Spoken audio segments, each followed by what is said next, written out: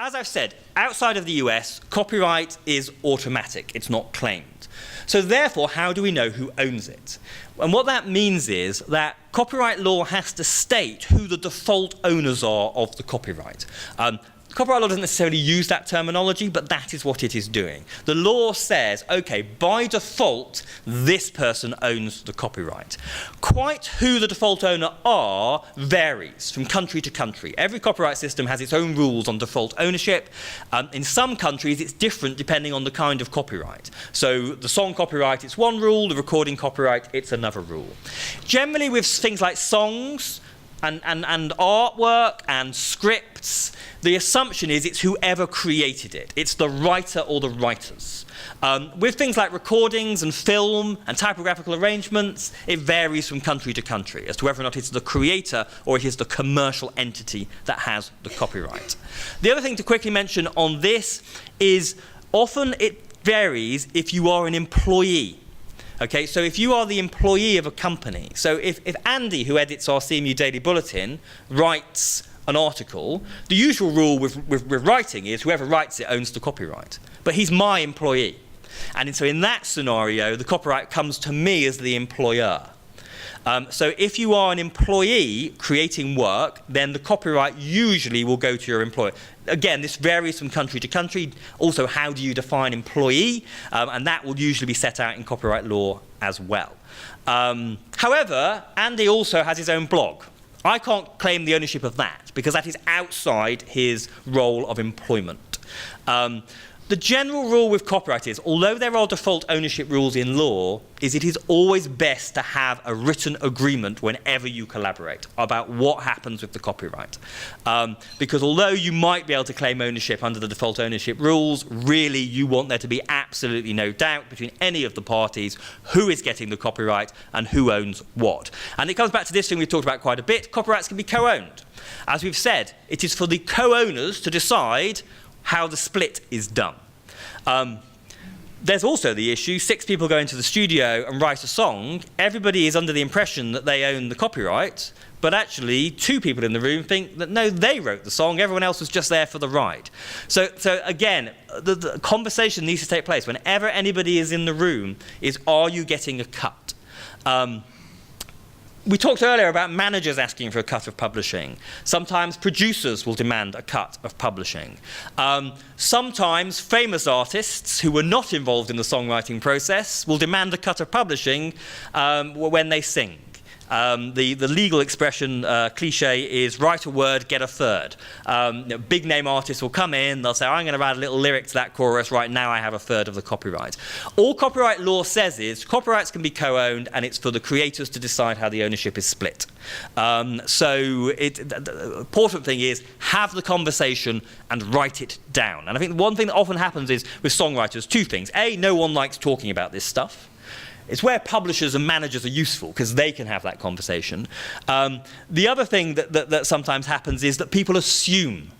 They assume they've got 50% of the copyright. Assumptions are no use. Okay, there needs to be a clear conversation and it needs to be clearly written down. And you should also have a good think. Was there anyone else in the room who might be under the misunderstanding that they got some copyright here? So because there is no registration, it's important for these conversations to take place. I'll come back to the question at the end of this section if you just want to hold on to it. As I said before, if you don't reach an agreement or you can't prove you reached an agreement and then there's a dispute, what the court will do depends on the jurisdiction. In some countries, like the UK, the judge will just make a decision. You wrote most of it, so I'm giving you 80%. You wrote a bit of the chorus, I'm giving you 20%. In some other jurisdictions, the default is, if people can't agree, we split it equally between the different parties. Really, you don't want to get into that situation. So write it down and make sure it's clear. Obviously, once you log your songs and recordings of your collecting society, one of the things you will do is you will say how much you own. One thing a lot of songwriters forget to do is they agree their terms, they then log it with their collecting society, they log it with their percentage. The other songwriters in another collecting society in another country, make sure that you check that database and that they entered what you had agreed. Okay? Don't have it that according to the global collective licensing system, there's 120% of the copyright. Okay? So make sure that once the agreement has been reached, you've got it in writing, and then check that everybody logs it with their collecting societies correctly. This is a really important point. We have default ownership, but the crucial thing is that although there are default owners of copyright, ownership can be transferred. Okay, so if I own the copyright by default, I can give you the copyright. Why would I do that? For money. Okay, so you can sell your copyrights. Assignment, that's what we call copyright transfer, varies from country to country. Okay, there are some countries where actually you can't assign, and so you end up with complicated licensing arrangements to get virtual assignment. Germany's the big example here. But in most countries, you can assign copyright. So although by default I own the copyright, I'm giving it to you because you gave me some money. And most traditional record deals and publishing deals are assignment deals. Part of the deal is that the copyright moves from the creator to the corporate entity. So copyright can be assigned. The terms of assignment are subject to contract. Generally, all the law says is copyright can be assigned. It can be transferred. You can assign existing copyrights. You can assign future copyrights. The law then doesn't say any more about that. So it's for you to agree. When you sign to a record label and you assign the rights to the label, or you sign to a publisher and you assign the rights to the publisher, it's for you to agree what the terms of that assignment are. The law has no opinion. The assignment might be the entirety of the copyright, or as we've already discussed, it might be part of the copyright. I'll assign you the performing rights, but I'm going to keep the mechanical rights. Okay, so you can assign parts of the copyright. The assignment might be geographic. I'm assigning it to you for North America, but I'm keeping it for Europe. And it might be for a period of time. Okay, I'm assigning it you for the next 10 years. Or I'm assigning it for life of copyright. So that's basically until the copyright expires. Labels generally are looking for assignment for life of copyright. Publishers, in some territories, there's a lot more negotiation that you can be done, that you assign for a period of time. Assignment contracts can be rewritten in the future.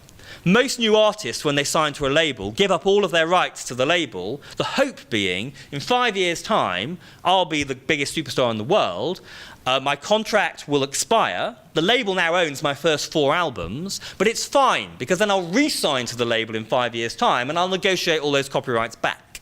So artists like Queen assigned all of their copyrights to EMI back in the day, and then kept re-signing to EMI, negotiating back a little bit more, until they owned all of the copyrights outright. However, the label's under no obligation to do that renegotiation. So you are slightly playing with fire. Radiohead in the UK had to deal with EMI. EMI got all the copyright. And then just as they got to second deal, planning to renegotiate everything back, EMI got bought by a load of private equity people in the city who didn't care about Radiohead. And all the people Radiohead knew at the label were fired. And so Radiohead couldn't negotiate that second deal that got them some or all of their copyrights back. And so that's why EMI kept putting out Radiohead greatest hits or re-releasing the albums, and then Radiohead would go on the social networks and say, we do not approve of this, do not buy these records, stop buying stuff that EMI puts out. There's a happy ending to that story, because then EMI got bought by Universal, that sold the Parlophone catalogue to Warner, who have now licensed it to XL, which are the label that Radiohead like. Okay, so it's through a series of circumstances, happy ending. Most labels these days put a clause in the record contract to stop you re-recording stuff that you originally released with them, because that's what some crafty artists did. Okay, they came out of first record contract, they were, I've lost all of those copyrights, it's fine, I'll re-record them. I own the publishing, and I'll re-record them. So labels got wise to that, so now normally there's a clause that says you're not allowed to re-record these tracks for a period of time. So assignment is subject to contract. It's for you to decide what the deal is. Now, let's talk, performer rights. Must mention this because they were sort of almost alluded to earlier. Lots of songwriters assign their copyrights to publishers. Lots of artists assign their copyrights to record companies. However, even when you've assigned away your rights, there are usually things called moral rights in copyright law. And moral rights usually exist beyond the copyright. So I wrote a song, I assigned it to Sony ATV, I no longer have any of the controls that came with the copyright, because I've given those to Sony ATV, but I still have moral rights. Now, quite what those moral rights are vary greatly from country to country. So they're quite strong in most of Europe. They're not very strong in the UK. They don't exist in the US. So it varies from country to country. But sometimes, even though there was a case with an Egyptian composer whose music was sampled in a Jay-Z track. And the composer tried to sue under the case of moral rights. Although the Egyptian composer had assigned his work to EMI, so no longer owned the copyright, and the EMI had licensed the sample, so in theory it was all legit, but the Egyptian composer actually, he's died. So his family said, but it was our moral right, because this was a nasty, sweary rap track. It damaged our moral right. It degraded our work by it being in there, and therefore we should be able to sue for infringement of moral rights. Unfortunately, they sued in the US courts, and the US judge said, I don't understand this concept of moral rights. Don't know what that means, so I'm not going to let you sue. Okay? But there is in most copyright systems that even though you've given away the copyright, you still have moral rights over your work. The other thing to talk about is performer rights. So if you are on a recording, whether you're the featured artist or a session musician, then you also have performer rights, and the performer rights coexists with the copyright. And actually, sometimes when people talk about neighbouring rights, they're really talking about performer rights. And actually, to me, that's a more sensible use of that term, because the performer rights, they're not the copyright, but they coexist with the copyright. And there are various performer rights, but the most important is the right to equitable remuneration in certain scenarios. Okay? This all stems from a WIPO treaty ages ago. So basically, the rule in most countries, not all countries, but most countries, is this. With the sound recording, you assign the copyright to a record company. You will be due a royalty on future income, but that's for you and the record company to decide with your record contract. Copyright law has no opinion on that, except when your performing rights generate income. And when your performing rights, so that's the public performance and communication control, when they generate income, what your record contract says becomes irrelevant. The law inserts a performer right that says that whenever performing rights generate money, then both artists and labels share in the revenue. The law just says equitable remuneration, whatever that means. The way it's been set up in most countries is that it's a 50-50 split. So whenever money comes in from the exploitation of the performing rights of sound recordings, the money gets split 50-50. Half of it goes to the copyright owner, which will usually be a label, and half of it goes to any of the artists who appear on the track. Okay? And this usually is done through the collective licensing system. So the performer's share of the money never even goes to the label. It comes to you through COSCAP in Barbados. So the performer right to equitable remuneration when performing rights are exploited is the one area where copyright law interferes with record contracts. Usually it's called an unwaiverable right. So the sneaky record label can't insert a contract where the artist says, I, the undersigned, waive my performer right to equitable remuneration. The law says you can't do that. It's an unwaiverable right. So performer right income, when the performing rights are exploited, any performers on the record get 50% of the money through their collecting society. Quite how that 50% is then split between featured artists and session musicians is for the local society to decide. And every society has its own rules about how that money is divvied up. But it means that if you appear on a recording, and then it is played on the radio, and so there is income, you will get a share of 50% of that money, oblivious of your record contract. As a session musician, you won't even have a record contract. You're not cut into the copyright. As a featured artist, you are cut into the copyright, but you'll probably be on unfavourable terms, certainly if it's a major label contract. But with performing rights income, it's 50-50 split between label and artist. I would remind you the blobs we had on the screen earlier about the different amounts of money that come into the record industry.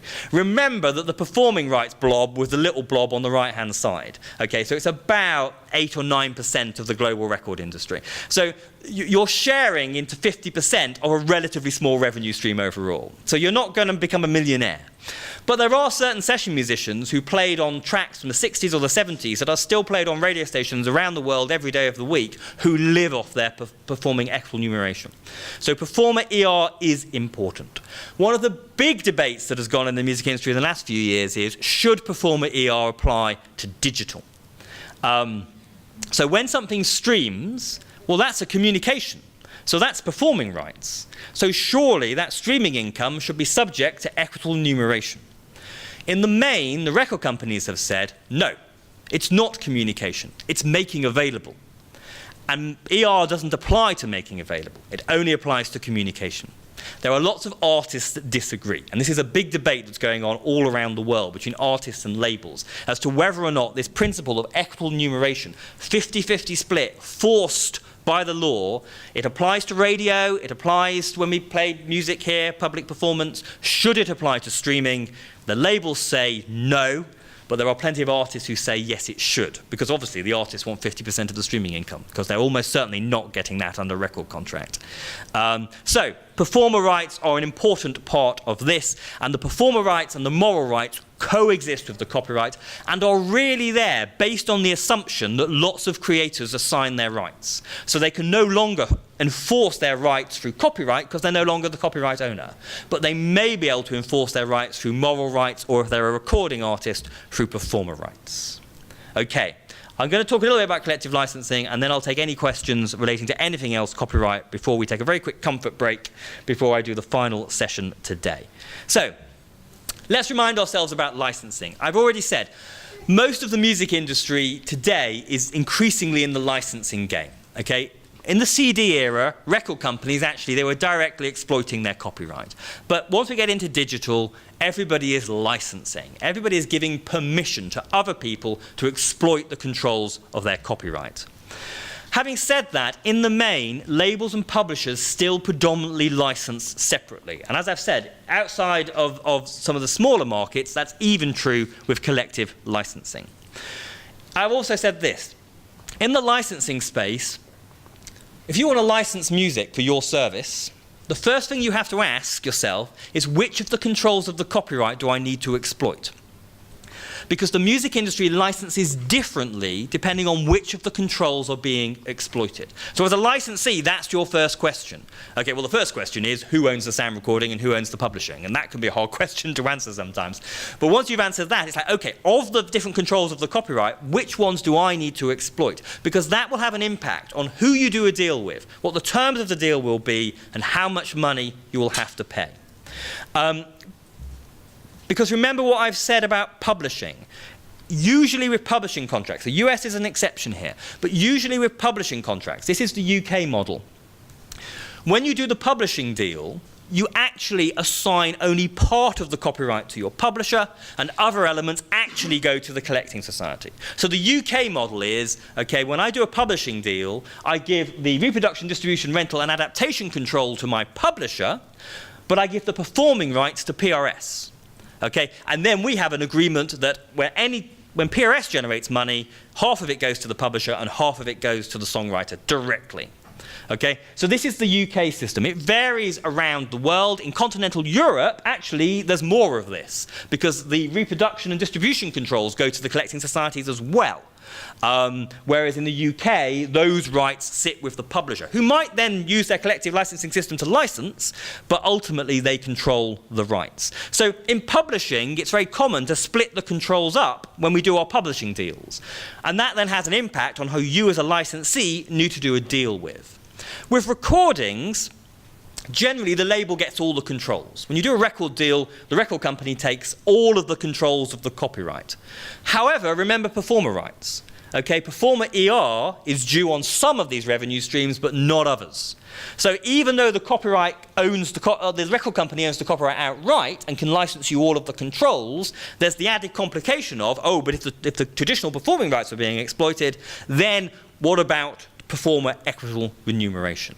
So these are the reasons why, when you license, which controls are being exploited has an impact on who you do a deal with and what the terms of that deal will be. So you have to ask this question when you start licensing. Am I copying the work? Am I issuing it? Am I renting it? Am I adapting it? Am I performing it in public? Or am I communicating it to the public? Because which of those you want to do will have an impact on how you license. The challenge in the digital age is that streaming services want to do more than one of those things. When you press a CD, you're exploiting the reproduction control. Okay, and when you broadcast music on the radio, you're exploiting the communication control, or in Barbados law, actually it's called the broadcast control. When you stream, you're doing both at the same time. There is a reproduction and there is a communication. So now you need to license two sets of controls which may be owned by different people. So that's why digital licensing gets complicated, and we'll come back to that tomorrow. When we license as a music industry, the first decision we have to make as rights owners, or you have to make as rights owners, is do we license directly or do we license collectively? Okay, so we have direct licensing and we have collective licensing. Direct licensing is very straightforward. So if you want to use my song in an advert, so let's say you're Coca-Cola, and you want to use my song in your advert, we license that directly. So you come to the publisher, you come to the record company, you negotiate deals, we agree terms. You're Coca-Cola, so I'm going to ask for a lot of money. Whereas when a little local company in Barbados wants to use my music for an advert, they don't have much money, but it'd be nice to have my music used. I'm going to give you a really good deal. But Coca-Cola, I'll have $1 million, please. And because you're direct licensing, you can make the deal suit the scenario. And with things like sync, with synchronization, if the advertiser clearly wants to use your song and they've set their heart on it, and there's no other song that they can see in their advert, you can exploit that. Okay? Whereas if you know they've got a short list of 6, then you have less negotiating power. And direct licensing allows this variation. And so we agree a deal, we agree terms, we write a contract, and you pay me the money, done deal. I've made money out of my copyright. Generally, direct licensing makes most sense where you have low usage and high income. So advertising sync's a good case in point. You're not going to do very many of those deals. And when you do them, they're probably worth quite a lot of money. Low usage, high income, do direct deals. It's worth paying a lawyer $5,000 to do all the contract work because we're going to make $50,000 and we're only going to do one of these deals every 2 years. It all makes sense. So what about collective licensing? Why might we license collectively? So rather than us doing direct deals, the music industry en masse licenses together through one organization, what we would call a collecting society or a collective management organization. The first reason for licensing collectively is that sometimes the law tells us we have to. So in some countries, we have what are called compulsory licenses. So in the US, there is a compulsory license for online radio. So if you're an online radio service or you're a Pandora type service, the law says that the record companies have to license you. It's a compulsory license. They can't say no. And they have to license you through a collecting society. And that collecting society is called Sound Exchange. So sometimes the law forces you to license collectively. But actually, quite often, music industry chooses to license collectively for practical reasons. Collective licensing particularly works where usage is high, but the amount of income is low. So radio is always licensed collectively because radio stations use a lot of music. So negotiating deals for every single one of those would be a lot of work, a lot of money. Radio industry doesn't have that much money. Okay, so the amount of money they could afford to pay us would all go on legal fees. So it just doesn't make sense. So let's license collectively. Let's do one deal between the music industry and the radio industry. We agree terms. That then lasts for the next 5 years. It applies to every single song and recording that we've got. And then the money starts flowing in and it gets divvied up based on usage. And so collective licensing makes sense. Also things like live performance. Imagine regulating live performance for direct deals. I think somebody in Chicago last night might have performed one of my songs and I'm going to see if I can get a license. It just wouldn't work. So we just license it through the collective licensing system. So the scenarios where we just want to simplify things, we license collectively. And where we license collectively, all the rights owners together appoint one organization to represent them, and then says from this point onwards, when radio stations want to use our music, we're not going to talk to them. The society will do the deal, the society will collect the money, and then the society will pay the money back based on usage. So now the radio station can't go to the labels, can't go to the publishers. They have to go to the society. Actually, in the US, usually collective licensing isn't exclusive, so you can circumvent the societies if you want to. But in most other countries, once collective licensing applies, it is the only way a licensee can get a deal. So, where collective licensing applies, rights owners form a collecting society. They're sometimes called performing rights organizations or PROs, or they're called collective management organizations or CMOs. In most countries, you have multiple collecting societies. You will have one collecting society for the music publisher sector, for songwriters and publishers, and another for record companies and recording artists. On the publishing side, in some countries, like the UK, you have one society for performing rights and another society for mechanical rights. In most mainland Europe countries, on the recording side, there is one collecting society for the labels and another collecting society for the artists. In France, there's a collecting society for the majors, there's a collecting society for the indies, there's a collecting society for the featured artists, and there's a collecting society for the session musicians. So there are multiple societies, each representing a different part of the rights equation. Okay, recording rights, publishing rights, performing rights, mechanical rights, label, income, performer, ER. Here in Barbados, it's simple. It all goes through one organization. So you don't have to worry about joining lots of societies. And as a licensee, I don't have to go and do lots of deals with different companies. So the pros and cons of, I mean, all licensees, one of their big moaning points in Europe is, why do I have to do one deal with the Record Industry Society and another deal with the Publishing Sector Society? It's history. It's historic reasons why it was built that way. But here we have one society representing everything that simplifies things. Every collecting society has its own rules and regulations. Okay, who is allowed to join, at what point you're allowed to register songs, whether or not you do so on an exclusive basis, whether or not you have to opt into all of the licenses that the society does, whether or not there's some opt-outs, so I don't have to do the DVD license, but I have to do everything else. That's for the collecting societies to decide. Okay, and generally copyright law doesn't get involved in that. So every society has its own rules and regulations. Some of the European societies have lots of rules and regulations. Not so much the UK, but France and Germany, the societies are very powerful and they have a lot of control, and that sits in their rules and regulations. Most societies are not-for-profit and ultimately owned by their members. It doesn't have to be that way. In the US, there are some commercial collecting societies, but most of them are not-for-profit and they're owned by their members. The usual rule is, once you're in the society, you're in the society, and where collective licensing applies, you're obliged to let the society license. You can't circumvent them. There are sometimes some exceptions to that. Membership conventions often vary between recordings and songs and between reproduction rights and performing rights. In Europe, generally, the publishing societies are stronger and more powerful than the record industry societies. The publishing societies often tell the publishers what to do, whereas in the recording industry, it's the other way around. The label tells the society what to do. Where empowered to do so, the collective society does the deal, collects the royalties, and distributes to member, usually based on usage. The great thing about collective licensing, and the reason why the US government always struggle with collective licensing, is there's an equality in collective licensing. Everyone gets paid the same. Okay, so if Rihanna gets played on the radio, and then some unsigned artist we've never heard of gets played on the radio, they get paid the same.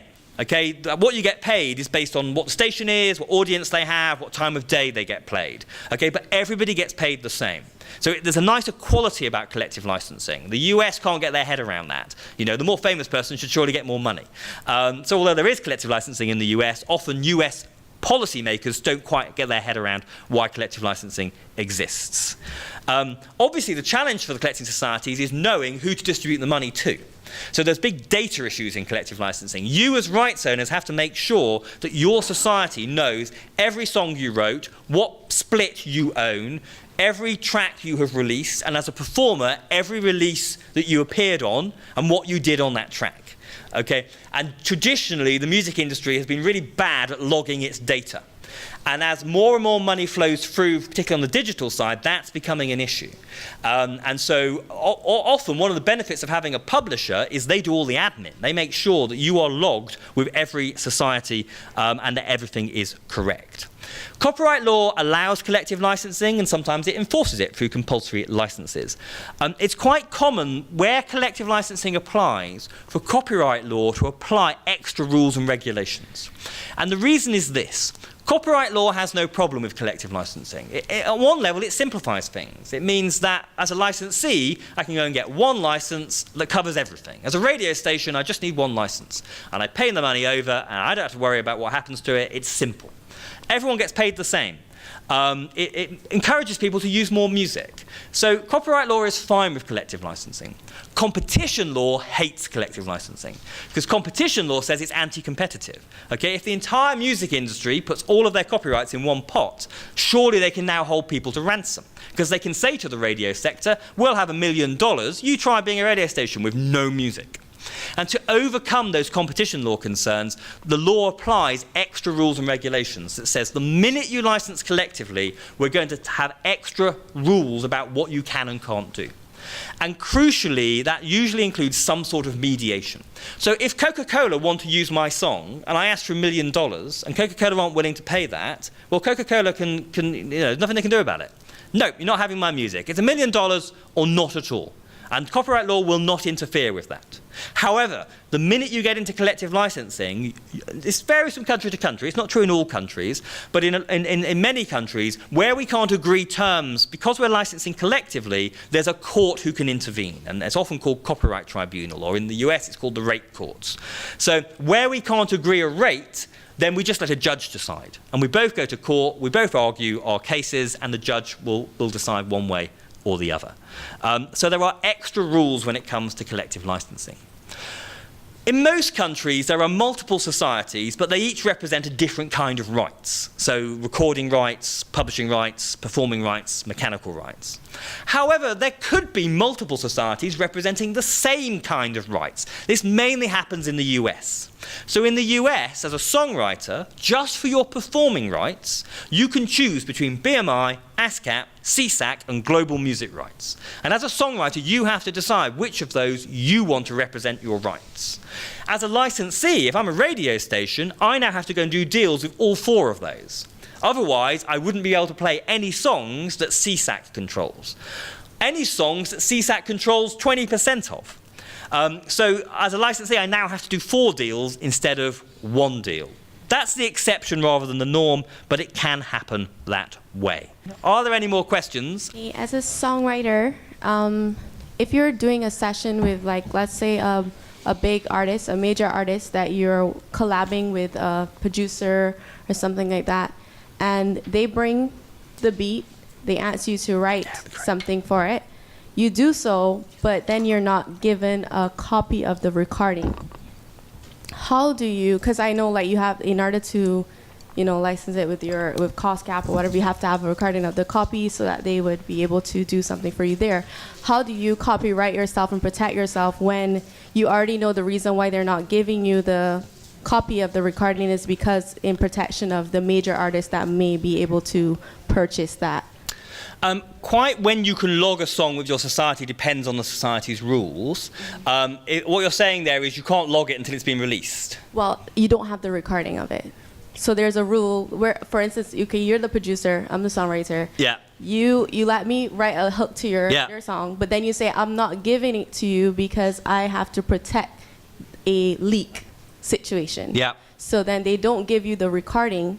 So you know that I'm going to ask Eric this. Do you need the recording in order to log the song with cost cap? So to become a member, you have to have your work as a songwriter has to be recorded and released. Thereafter, you can register your works. Cool. So it's just an entry requirement. And lots of societies have some sort of, you have to have a published work, or you have to pay a certain sum of money. PRS in the UK, under pressure from their members, said, let's drop the £100 membership fee. And PRS like, all right, we should do that. Then 10,000 people who quite fancied the idea of one day being a songwriter joined PRS.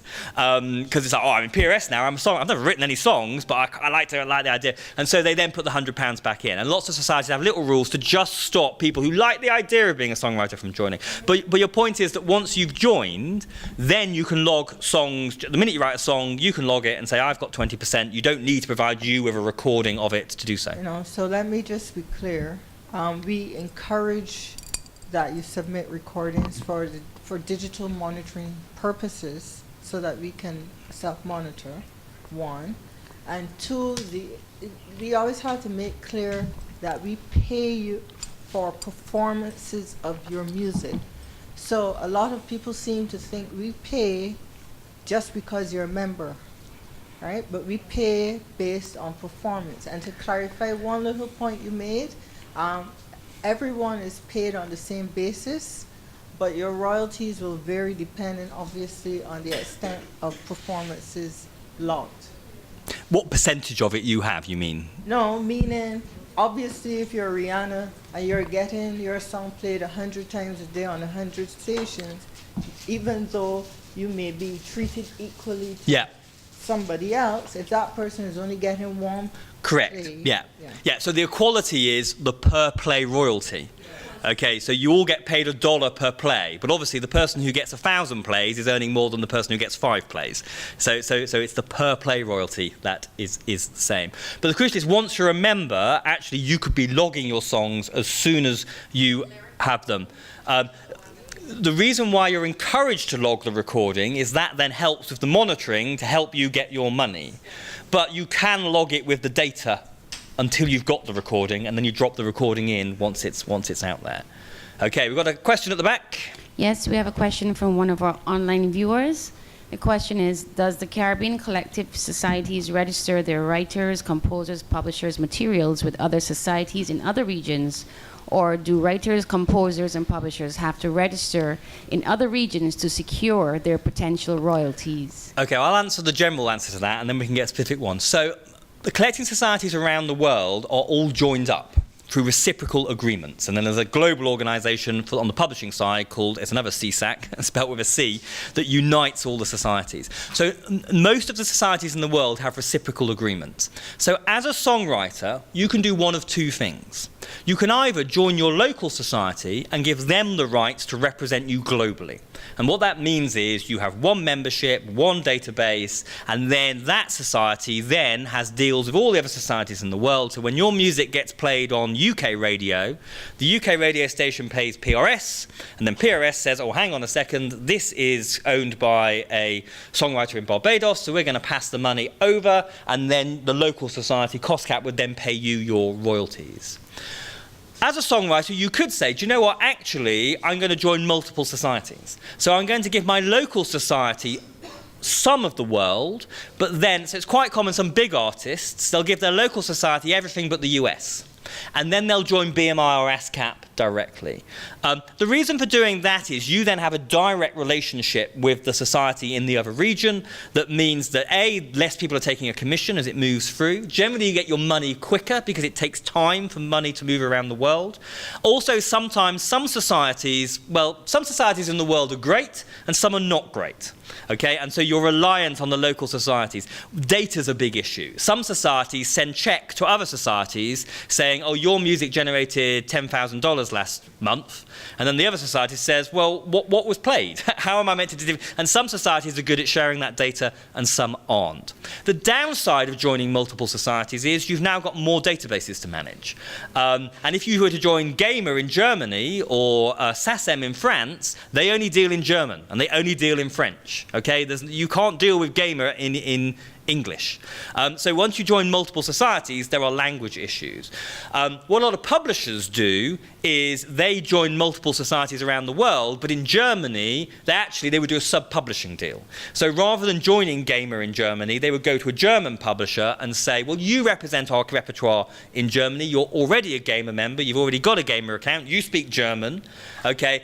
And then Gamer will pay you the money, and then you pay it over to us. And then you have to make a decision. Obviously, they're going to take a cut for that, but you might think you get your money faster and in a more efficient way. So basically, you can either join your local society and give them global rights and rely on the reciprocal system, or you can join multiple societies around the world. You might get your money faster, you might pay less in commissions, but you're doing more work. So it's another having to make a decision of workload versus perhaps speed or amount of money. I don't know if Erica has anything to add to that.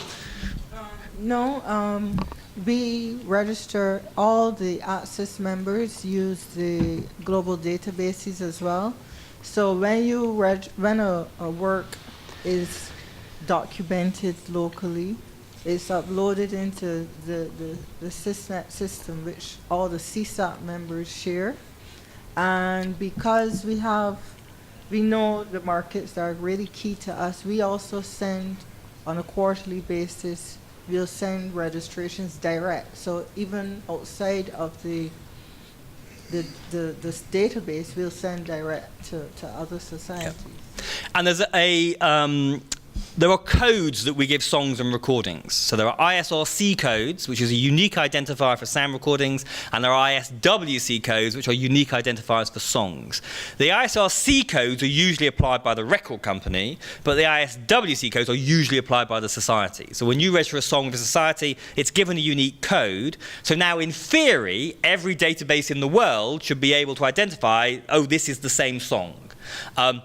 Having said that, the music industry has a big data problem at the moment. The sharing of data and the logging of data has not been as efficient as it should be. And now that we've got billions of streaming income coming through, bearing in mind that each of those streams is probably worth 0.01 of a cent, but there's billions of them, the data problem is an issue that the collecting societies are having to deal with. And you've got lots of collecting societies around the world collaborating. In Europe, we've got ICE, which is for the Northern European societies. You've got Harmonia, which is the Southern European societies, trying to pool their databases to become more efficient. But it is a big issue. There's been a lot of people talking about it.